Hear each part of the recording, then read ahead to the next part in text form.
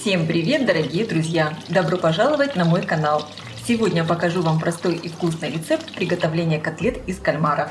Если вы любите морепродукты и хотите разнообразить свой рацион, то этот рецепт идеально подойдет для вас. Мягкие, сочные котлеты, приготовленные из кальмаров, станут отличным ужином или обедом, угощением для всей семьи. Рецепт очень простой и быстрый, и я уверена, такие котлеты понравятся всем.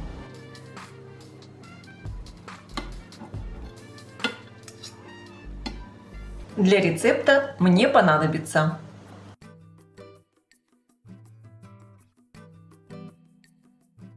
средними кусочками порежу лук. Нарезка может быть любая, так как лук потом все равно буду измельчать в блендере.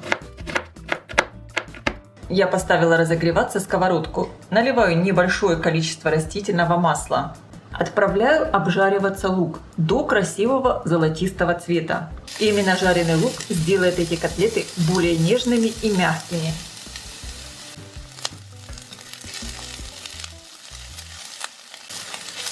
Лук обжарился, снимаю его с плиты. Дам ему немного остыть. Для моего рецепта я использую замороженные тушки кальмаров. Конечно, предварительно их надо хорошо помыть и почистить. Разрезаю кальмары на кусочки, чтобы было удобнее их измельчать в блендере.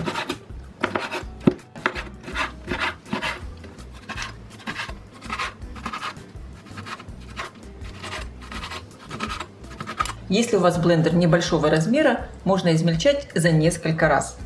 Я отправляю в блендер сразу все кальмары. Добавляю жареный лук, он у меня уже слегка остыл. Добавляю 2 зубчика чеснока, 1 яйцо и 25 граммов манки. Манки для рецепта может понадобиться чуть больше, в зависимости от того, насколько у вас влажные кальмары. Также сразу можно добавить специи и соль. Добавляйте по вкусу. Добавляю черный перец и чайную ложку сушеного чеснока. Хорошо все измельчаю до получения однородной массы. Перекладываю фарш в миску. У меня фарш получился вот такой однородный. Как видите, он вот такой плотной довольно структуры. Если у вас фарш получился более жидкий, можно добавить еще немного манки. И теперь, чтобы понять, какой он получился на вкус, я отбираю немного фарша и отправлю в микроволновку буквально на несколько секунд и попробую.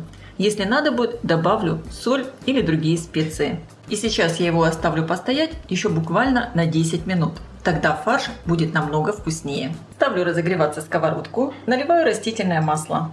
Руки смачиваю водой и формую котлеты. Конечно, размер котлет выбирайте сами, какие вам больше нравятся. Сформованные котлеты можно либо обвалять в сухарях, либо в муке, либо обжаривать просто так. Я буду это делать просто так, без муки и без панировочных сухарей. Выкладываю котлеты на сковородку и на среднем огне обжариваю их примерно по 2-3 минуты с каждой стороны до красивого золотистого цвета. Кальмары готовятся очень быстро, поэтому самое главное их не пережарить. Тогда котлеты получатся сочные и нежные.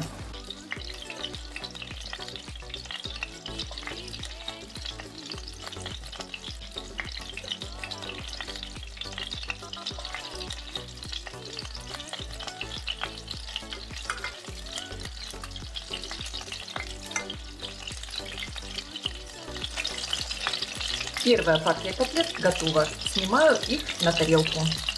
Из этого количества ингредиентов получается примерно 14 котлет среднего размера. Эти котлеты получаются необычайно нежные, очень сочные и ароматные. Рекомендую их приготовить и попробовать. Желаю всем приятного просмотра и приятного аппетита! Если вам понравилось видео, не забудьте поделиться с друзьями и подписаться на мой канал Люда Изикук Позитивная кухня, чтобы не пропустить новые интересные рецепты.